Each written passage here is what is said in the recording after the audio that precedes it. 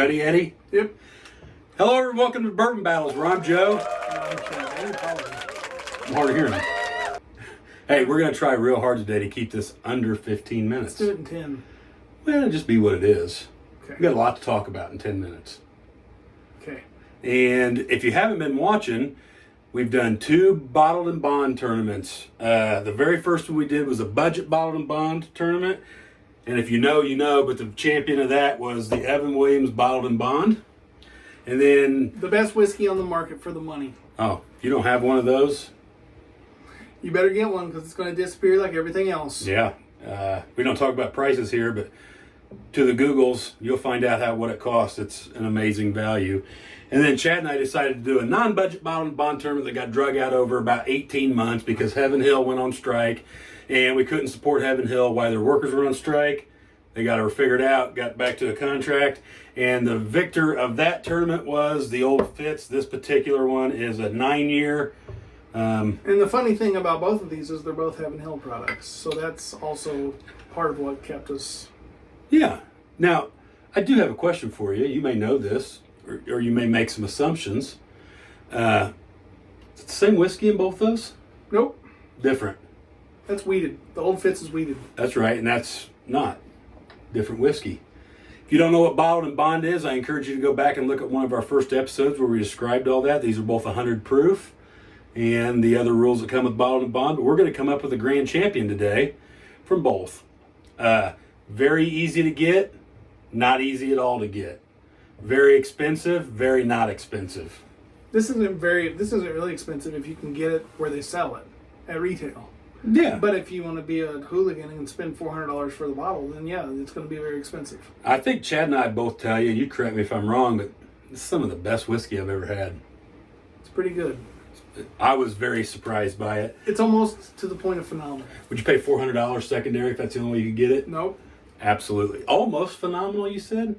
I did. Oh, shit. That's good stuff. You better try to get one of those. If you're lucky enough to get one of those at retail, buy it. If you don't want it, I'll send you a PayPal thing and I'll take it off your hands. You want to get into these, bud? Yep. 1, 2. Well, there's only 2. That should be easy. How in the hell is there ever more than 2? What are you talking about? And we don't know what's in each of these glasses. We're drinking these blind. Wife pours them up. We normally have these in black bags, but since it's a tournament, we obviously know what's in there. Joe, I have a question. Let's hear it. Why do we drink things blind? We drink things blind because here at Bourbon Battles, we don't give a rat's ass what's on the label. We don't care about your little horsies or your fancy boxes or... I mean, there's a million things you could say. What about tubes? For your socks? That's right. We don't care about tubes. What else do these knuckleheads do? There's autographed bottles. That doesn't do nothing for me, especially from those yo-yos. I mean, there's a bunch of bottles behind us and in front of us and fancy squatty bottles. And none of that matters. Not really. Not to us. Screw-off lid, fancy crystal-looking thing, we don't care. We're going to taste these blind. If we think this is better, that's what we're going to say. It's a true story. Yeah, don't care. I'd much rather like a cheaper whiskey than an expensive one because it costs less. I got a funny story to tell everybody about Southern Glazers and Jim Beam when we're done doing this. Yeah.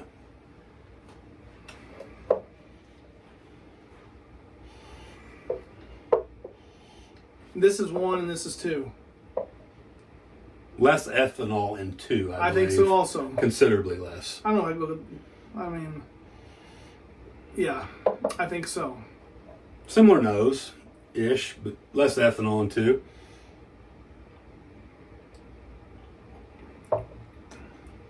We do know that both of these should be fairly tasty. I would hope. You get peanuts in number 1.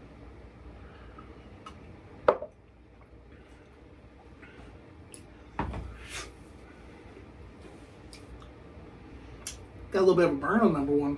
Mm-hmm.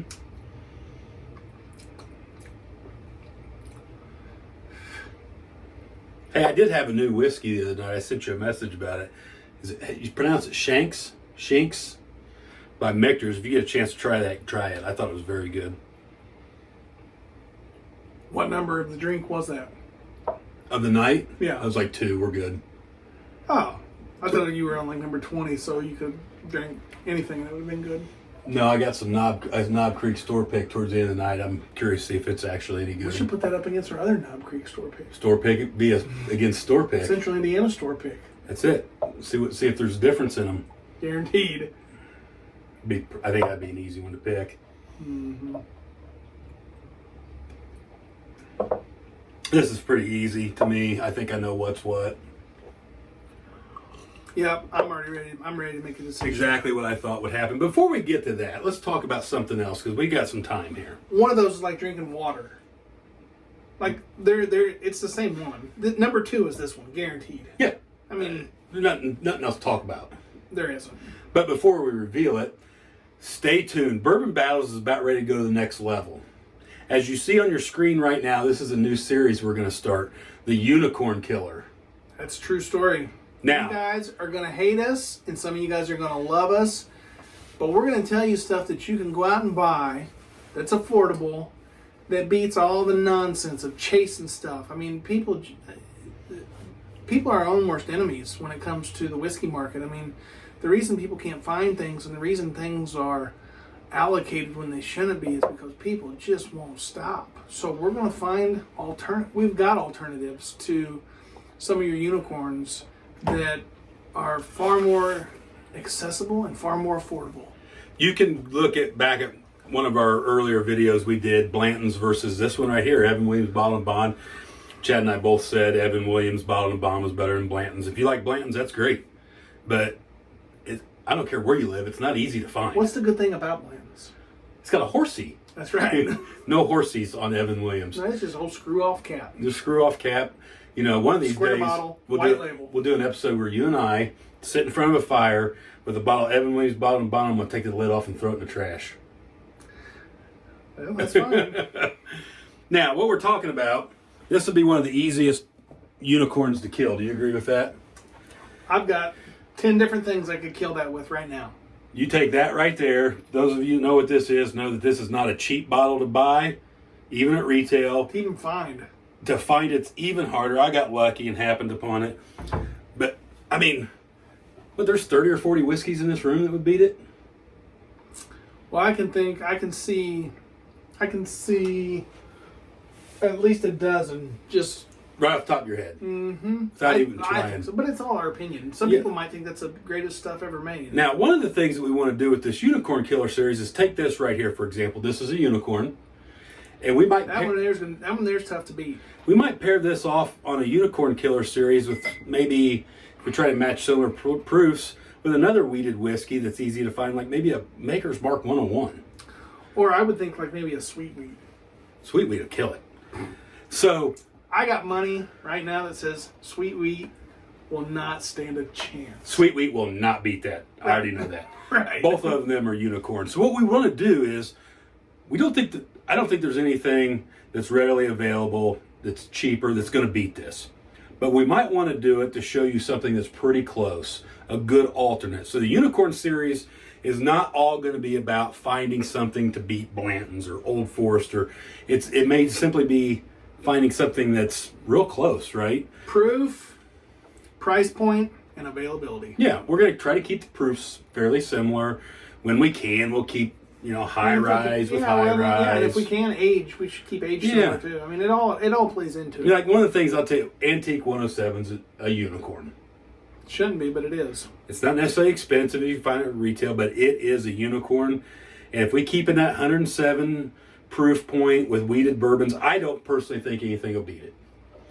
But I have some Maker's Mark private selections that I guarantee will beat it. But those are all unique because if it came from someplace in Kentucky and it was a run for Kentucky, you're not going to find it anywhere else. So yeah, and the point of that would be, I love Antique 107. I love those weeded bourbons. I love that one specifically. And I also love Maker's Mark. Maker's Mark would be a great substitute for that when you can't find it. That's what we want to highlight. We don't necessarily just want to go out and show you 400 whiskeys that'll beat Blanton's, although we could do that pretty easy. I don't know if we could do 400, but I could show you 5 or 6 that would. Yeah. So that's what. Stay tuned for that. The other thing we're going to do is pretty fly for a rye guy. And all the girlies say we're going to talk about ryes a little bit more. Some of these will be blind, some won't. Some of them will just be talking about, say, we just want to talk about the Russell's Reserve Rye. Maybe that's in that series. We may do blinded ryes. There's all kinds of things we can do. And we're also going to start reaching out to Indiana distillers and seeing what we can come up with for Hoosier Juice. Hoosier Juice. Oh, did you come up with that? I did, if you can believe that. Oh. On the screen right now, boom. I did it after we filmed this. There's a Hoosier Juice. The hamster runs sometimes really fast. Just not very often. I'm really impressed with that. Where, you know, in that series, we can highlight things like Old 55, amongst a lot of other things. If you live in Indiana. So I came up with a list of about, what do you think, 25 or 30 distilleries in Indiana? Yep. So, you know, if there are Indiana distilleries who watch this, or someone from an Indiana distillery who sees this, and you would like your juice to be featured, we will be contacting you, I'm sure. That being said, we are both aware that MGP is an Indiana distillery, and we are both also aware that MGP produces a lot of juice for a lot of distilleries, not only in Indiana, not only in the Midwest, but nationwide. What we would like to do, what I would like to do, is have distilleries that produce their own juice, not MGP's juice. And if you want to send us some MGP juice, we can still battle it against another distillery that's got MGP juice. Yeah. I mean, like this stuff right here from Hotel Tango out of Indiana, this is MGP. But they also have some juice that's not MGP. We want their not MGP. That's what we want. We want to talk about people who are doing it themselves. There's nothing wrong with MGP. The MGP makes some great things, and I'm coming around. Want to reveal the winner today? The grand champion of the Bottled and Bond tournament. Yeah, go ahead. Is, I guess we can look to make sure. Look at number 2, make sure it says Old Fitzgerald. And it does. So this is a champion. Absolutely no surprise to either one of us. Nope. I thought the second best one that we drank in the whole tournament was the E.H. Taylor Single Barrel. I couldn't believe it, but I thought that was the second best one that we drank. The E.H. Taylor Single Barrel blew my mind away. I don't have a bottle. We were using Chad's there.